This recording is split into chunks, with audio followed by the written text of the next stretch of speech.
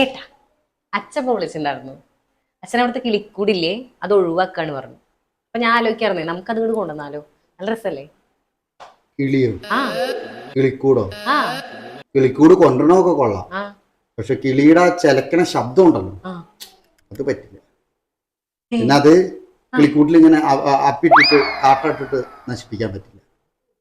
അങ്ങനെയൊന്നും ഇല്ലെങ്കിൽ നീ കിളിക്കൂടും കിളീനെയൊക്കെ ഓ എന്നാലേ നാളെ ടൗണിൽ പോകുമ്പോഴേ ആ കടയിൽ കാണുന്ന കിളിയുടെ ബൊമ്മ ഉണ്ടല്ലോ അത് മേടിച്ചു.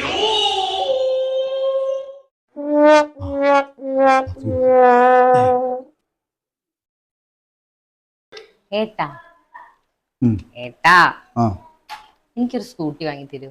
അപ്പൊ ഞാൻ ഓടിക്കാനൊക്കെ പഠിച്ചില്ല, ലൈസൻസ് ഒക്കെ മേടിച്ചു. സ്കൂട്ടറാ?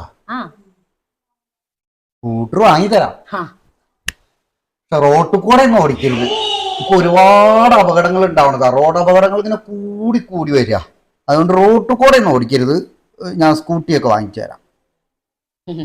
അത്രയും നിങ്ങൾ ബുദ്ധിമുട്ടണ്ട, ഞാനേ ദാ അതുകൊണ്ട് തൃപ്തിപ്പെട്ടോളാം കേട്ടോ.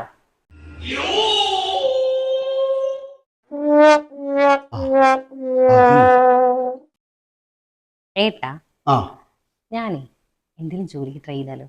ഒരാളും കൂടെ ജോലിക്ക് പോകുന്നതൊക്കെ കുടുംബത്തിന്റെ അഭിവൃദ്ധിക്ക് നല്ലതാണ്. പക്ഷെ ജോലി നമ്മൾ തിരഞ്ഞെടുക്കുമ്പോൾ ഒരു കാര്യം ചെയ്യണം. രാവിലെ 9 മണിയാകുമ്പോഴേക്കും നമുക്ക് കുട്ടികൾക്ക് പോകാനുള്ള ഭക്ഷണം, അതുപോലെ തന്നെ അവരുടെ യൂണിഫോം, മറ്റു കാര്യങ്ങളെല്ലാം തയ്യാറാക്കി കൊടുത്ത് വേണം നമുക്ക് പോകാം. അതൊക്കെ സെറ്റ്. ആ, അത് കഴിഞ്ഞ് ഞാൻ ഉച്ചയ്ക്ക് വീട്ടിലെത്തുമ്പോൾ നീ വീട്ടിലുണ്ടാവും.